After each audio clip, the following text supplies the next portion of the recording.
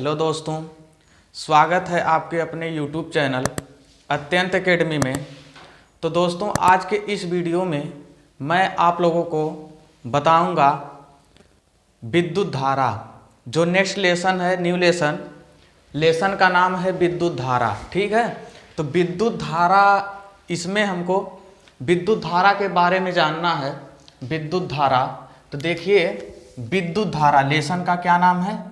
विद्युत धारा। विद्युत धारा, तो विद्युत धारा होता क्या है? सबसे पहले आप लोग हेडिंग डालिए विद्युत धारा। तो विद्युत धारा देखिए कहते किसे हैं कि आवेशों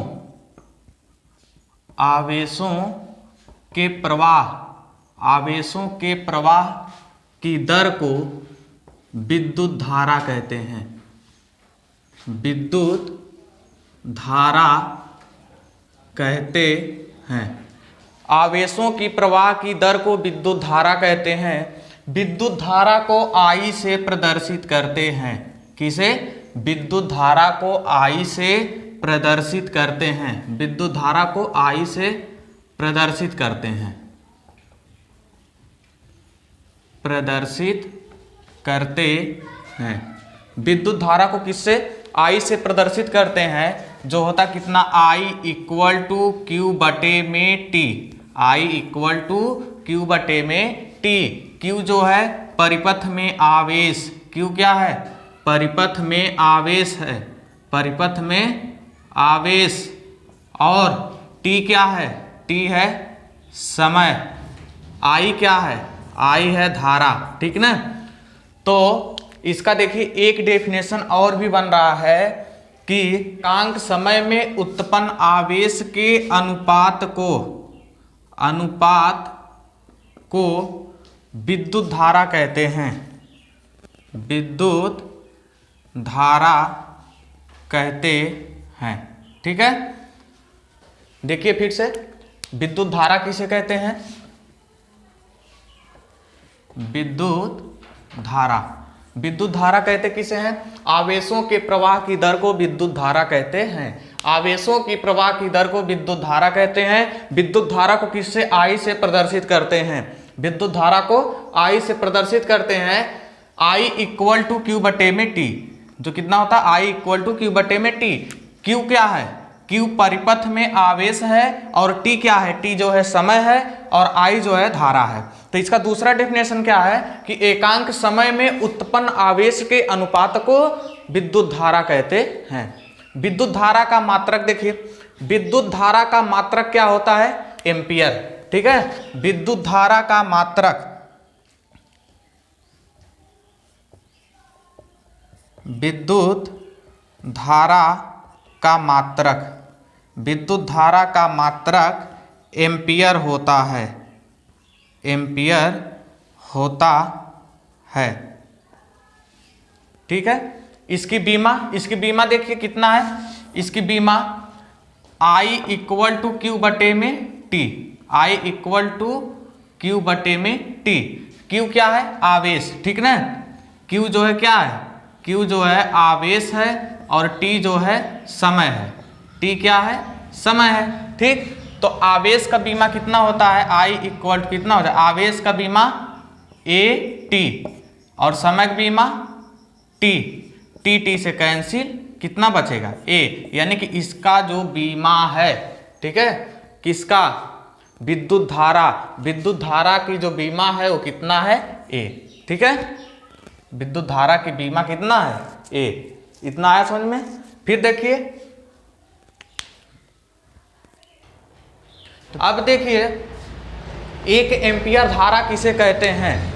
एक एम्पियर धारा किसे कहते हैं? एक एम्पियर धारा किसे कहते हैं? यदि किसी चालक में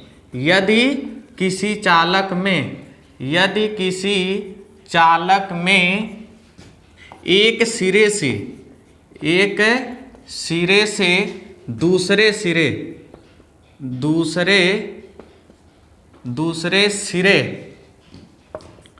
दूसरे सिरे पर 1 सेकेंड में सेकंड में 6.25 गुणे 10 की पावर 18 इलेक्ट्रॉन प्रवाहित होते हैं। इलेक्ट्रॉन प्रवाहित होते हैं तो उस चालक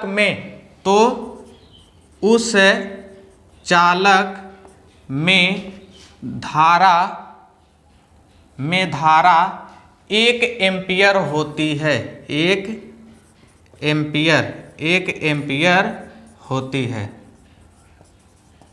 ठीक, 1 एम्पियर धारा है क्या? यदि किसी चालक में एक सिरे से दूसरे सिरे पर 1 सेकंड में कितना, 1 सेकंड में 6.25 गुणे 10 की पावर 18 इलेक्ट्रॉन प्रवाहित होते हैं, तब उस चालक में धारा कितना, 1 एम्पियर होता है। ठीक है, फिर से देख लीजिए, यदि किसी चालक में एक सिरे से दूसरे सिरे पर कितना, 1 सेकंड में 6.25 गुणे 10 की पावर 18 इलेक्ट्रॉन प्रवाहित होते हैं, तो उस चालक में धारा 1 एम्पियर होती है। ठीक, इतना आया समझ में? अब देखिए विद्युत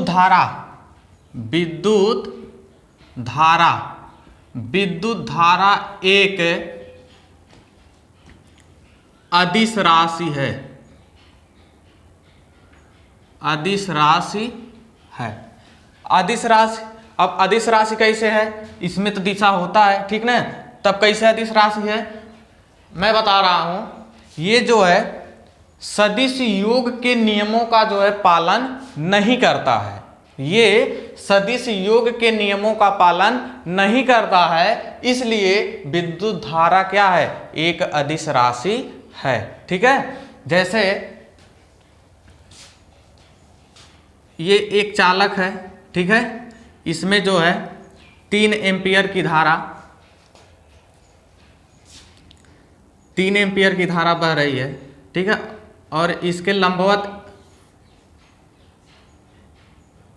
एक चालक है, इसमें जो है 4 एम्पियर की धारा प्रवाहित हो रही है। ठीक है, और जब इसमें हम एक अमीटर लगा दिए, ठीक ना, विद्युत धारा को किस में मापा जाता है, अमीटर में, ठीक ना, लगाए, तब यहाँ पे हमको कितना 7 एम्पियर का धारा मिल रहा है। ठीक ना, 7 एम्पियर। तो अब देखिए क्योंकि सदिश योग के नियमों का पालन या नहीं करता है, इसलिए यह एक अदिश राशि है। जैसे देखिए आप लोग पढ़े होंगे सदिश योग का त्रिभुज नियम, ठीक ना, और इस तरीके और है। तो इसमें देखिए जो होता है क्यों नहीं करता है, जैसे r = रूट में a² + b² + ab cos theta, ठीक ना, ये होता है। अब इस पे अगर रख के हम निकालेंगे तो देखिए r = रूट में 3 एम्पियर की धारा है, तो 3 का स्क्वायर प्लस 4 का square plus ab cos theta को कितना हो जाएगा, 0 हो जाएगा। ठीक है, तो r = कितना निकल गया, रूट में 9 + 4 चौके 16। ठीक है, तो r = कितना हो गया, 25। तो r = कितना निकल गया, 5। ठीक है, तो अब देखिए, अब यहाँ पे जो था कितना, यहाँ 90 डिग्री का एंगल, ठीक ना। अब देखिए यहाँ जो है 3 एम्पियर की धारा मिल रही है, ठीक ना, यहाँ 4 एम्पियर, लेकिन जब अमीटर द्वारा मापा गया तो यहाँ पे कितना 7 एम्पियर मिला। ठीक है, और यहाँ देखिए कितना आया है, 5। यानी कि ये सदिश योग के नियम का पालन नहीं करता है, सदिश योग के नियम का पालन नहीं करता है, इसलिए विद्युत धारा एक अदिश राशि है। ठीक है, फिर देखिए इसके बाद विद्युत धारा की दिशा,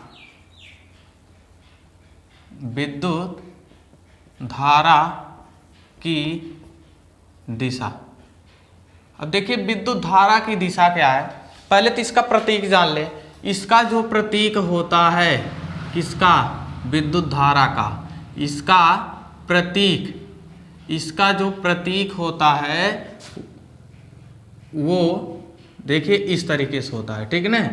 इसका प्रतीक यही होता है, ठीक है। अब देखिए इसमें जो है विद्युत धारा में विभवांतर का होना क्या है, आवश्यक है। इसमें विभवांतर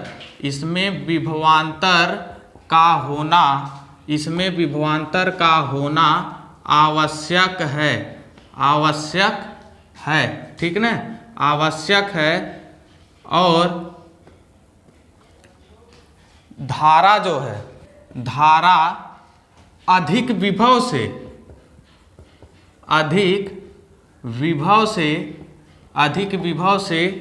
कम विभव की ओर प्रवाहित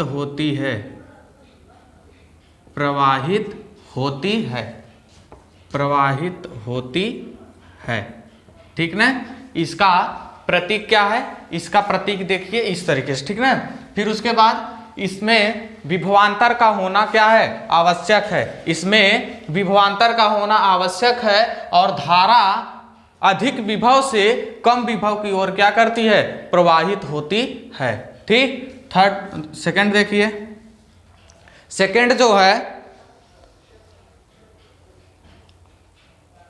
सेकंड देखिए, विद्युत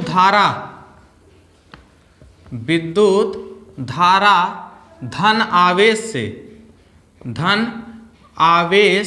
से चलने की दिशा में तथा ऋण आवेश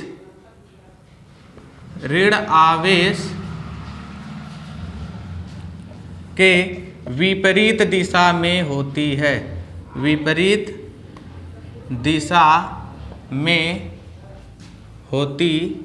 है, ठीक ना। विद्युत धारा धन आवेश से चलने की तथा ऋण आवेश के विपरीत दिशा में होती है, ठीक है। इतना जान लिए।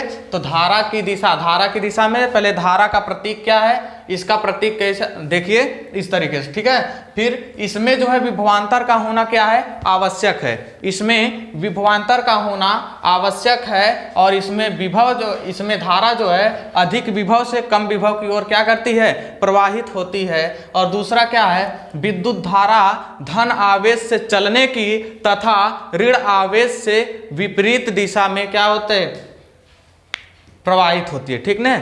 ऋण आवेश के विपरीत दिशा में होती है, ठीक। अब इसके बाद हमको पढ़ना है अनुगमन वेग, ठीक है। इसके बाद है अनुगमन वेग या अपवाह वेग, ठीक ना, अपवाह वेग। तो देखिए अनुगमन वेग है क्या, जब किसी चालक के सिरों पर विभवांतर उत्पन्न कर दें तो जो मुक्त इलेक्ट्रॉन होते हैं वो सूक्ष्म वेग से क्षेत्र की विपरीत दिशा में गति करने लगते हैं, जिसे अनुगमन वेग या अपवाह वेग कहते हैं। फिर से देखिए, जब किसी चालक के सिरों पर विभवांतर उत्पन्न कर दें तो जो मुक्त इलेक्ट्रॉन होते हैं वो सूक्ष्म वेग से क्षेत्र की विपरीत दिशा में गति करने लगते हैं, जिसे अनुगमन वेग या अपवाह वेग कहते हैं। अनुगमन वेग को किससे, Vd से प्रदर्शित करते हैं। अनुगमन वेग को Vd से प्रदर्शित करते हैं, जिसका मान 10 की पावर -4 मीटर प्रति सेकंड होता है, ठीक है। तो देख लीजिए अनुगमन वेग किसे कहते हैं, अनुगमन वेग किसे कहते हैं, जब किसी चालक के सिरों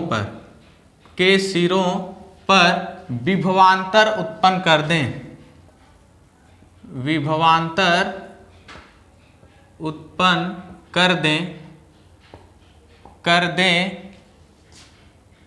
तो इलेक्ट्रॉन सूक्ष्म वेग से क्षेत्र के विपरीत दिशा में, क्षेत्र के विपरीत दिशा में गति करने लगते हैं,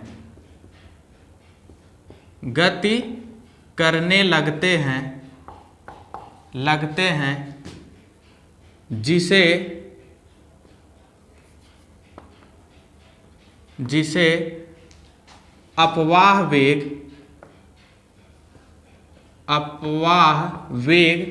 या अनुगमन वेग कहते हैं। अनुगमन वेग कहते हैं, ठीक ना। अनुगमन वेग को किससे, इसे Vd से प्रदर्शित करते हैं, जिसका मान 10⁻⁴ मीटर प्रति सेकंड होता है, ठीक है।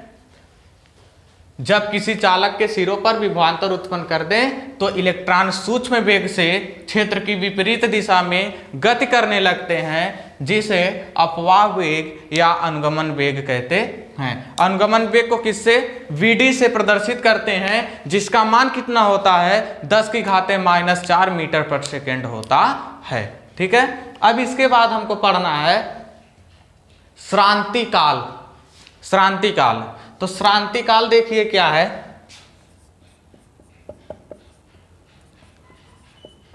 श्रांति काल को किससे, टाउ से प्रदर्शित करते हैं, यानी कि दो क्रमागत टक्करों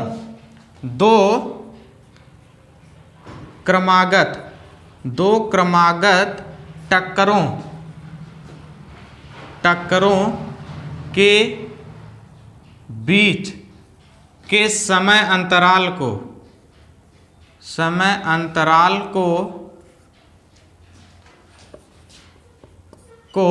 श्रांति काल कहते हैं। श्रांति काल कहते हैं जिसे टाउ से प्रदर्शित करते हैं,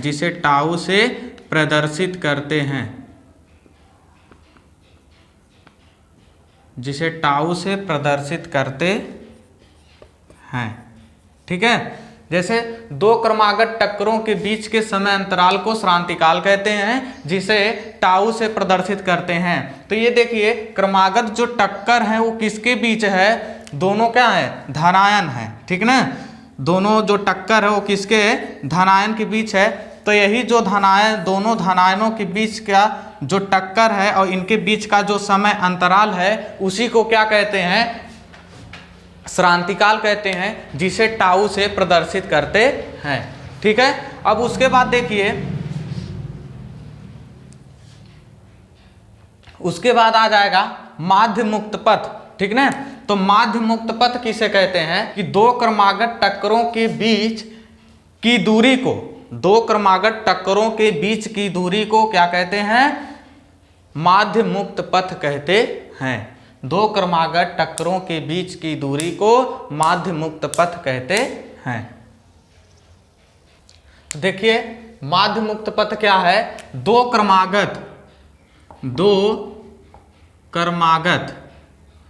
क्रमागत टक्करों के बीच की दूरी को माध्य मुक्त पथ कहते हैं। माध्य मुक्त पथ कहते हैं, ठीक है। तो माध्य मुक्त पथ किसे कहते हैं, दो क्रमागत टक्करों के बीच की दूरी को माध्य मुक्त पथ कहते हैं। तो आशा करते हैं ये वीडियो आप लोगों को पसंद आई होगी। यदि पसंद आई है तो ज़्यादा से ज़्यादा लाइक, शेयर, कमेंट और यदि चैनल पे नए हैं तो चैनल को सब्सक्राइब कर लें। फिर मिलते हैं नेक्स्ट वीडियो में, तब तक के लिए जय हिंद।